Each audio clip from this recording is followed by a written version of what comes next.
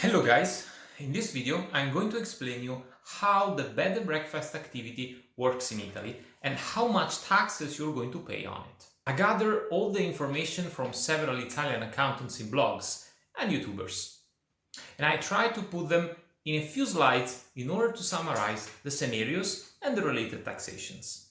First case is a bed and breakfast as occasional activity. The second case is bed and breakfast as professional activity without VAT number. Third case, bed and breakfast as a structured professional activity.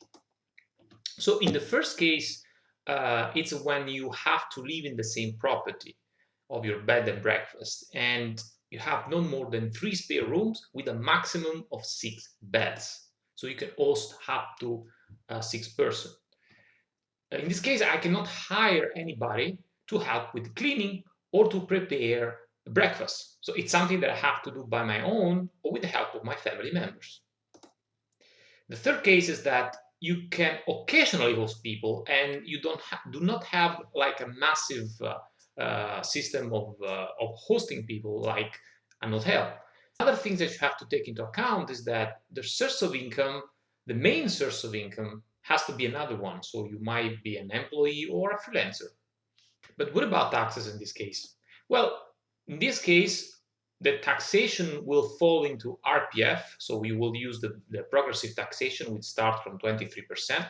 But instead of putting everything in the RPF taxation, you have to deduct 5% of it. So 5% of it will be deducted by law, and 95% of the income will fall in RPF taxation. Or alternatively, opt for the Cedulara Secca option of 21% flat, which substitute the RPF taxation.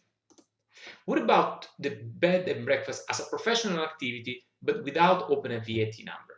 Here you can just improve the level of service and add new services. For example, you can add the cleaning service on daily basis. You can also give the service of rental bike. You can be a touristic guide if you have your bed and breakfast is a nice touristic area.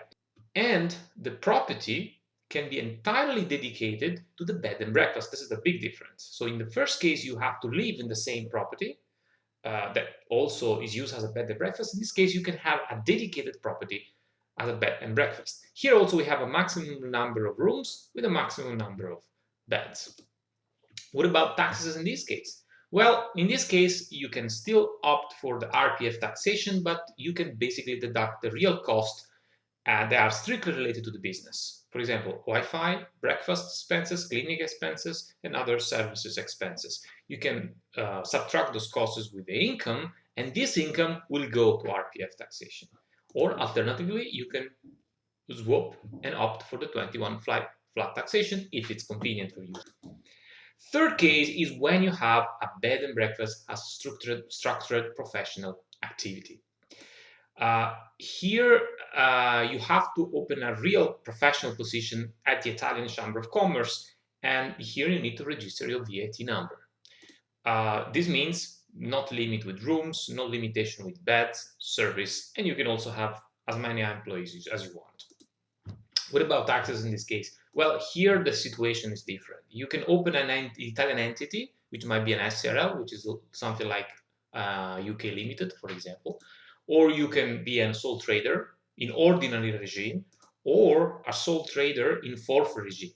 In this situation, you will be considered as an entrepreneur because you are professionally and structured for this type of activity. So in order to optimize the taxes, of course, the forfeit regime might be more convenient for you.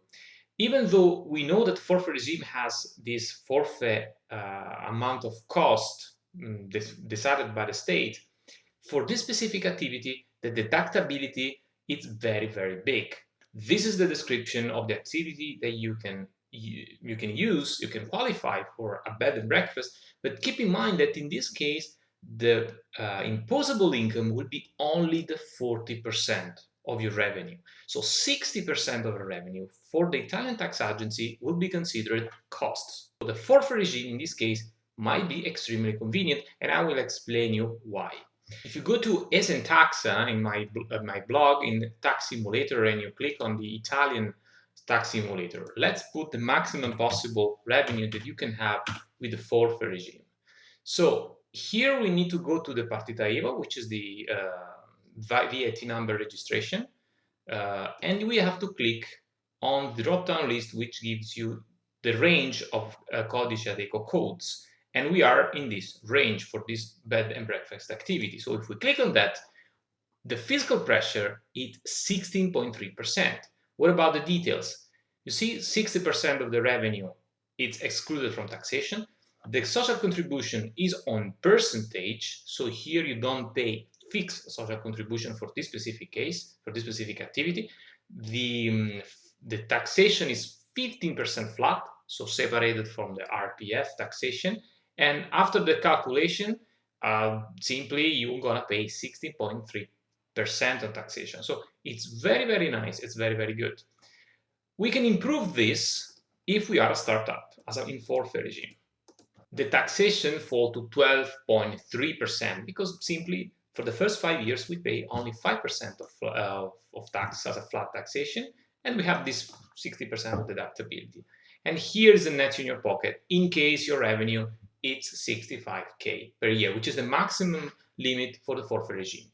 As we said before, in the first 5 years you can potentially pay 12% of taxes and social contribution combined.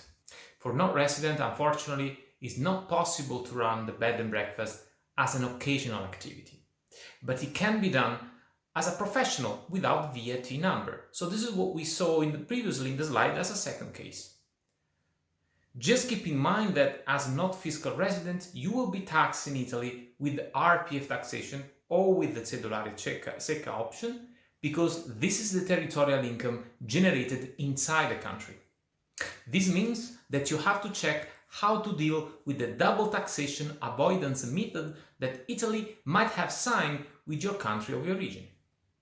Also, for the third case that we have seen before, non-residents have limitations. They cannot opt for the forfait regime, but only for the ordinary regime, or alternatively, you can incorporate an Italian company, an SRL, to run this business.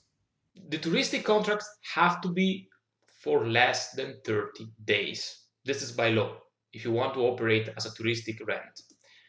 The second thing that you might have to deal with is the touristic journey tax. This is because the municipality might ask you €3.5 up to €3.5 per person per night for a maximum of 10 days. And this is happening for the most touristic cities like Rome, Florence, Venice, Milan, but also smaller cities which are quite high in terms of touristic interests. And of course, the bureaucratic procedure to initiate your position as a bed and breakfast change region by region. It's very important to ask to a local accountant the exact procedure to ask to the municipality how to start. Thanks for watching the video. I hope you like it. If you want, you can always drop me an email at ESENtaxa@gmail.com, or you can visit my blog www.ESENtaxa.com and subscribe this channel to be always updated on Italian fiscal tax optimization and fiscal regulations. Thank you.